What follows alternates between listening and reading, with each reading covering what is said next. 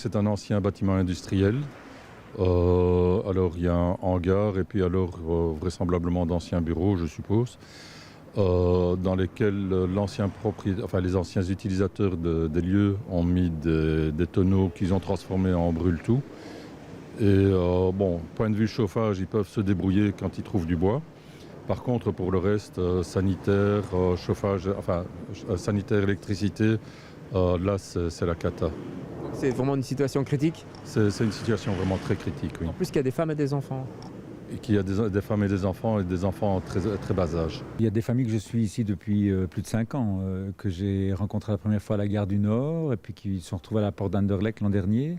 Ce sont les mêmes, hein. Finalement, il y a, en grosso modo, on estime qu'il y a 300 personnes, enfants et adultes d'origine rome, qui ont des difficultés à Bruxelles. Donc une trentaine se sont retrouvés ici et parmi eux des enfants.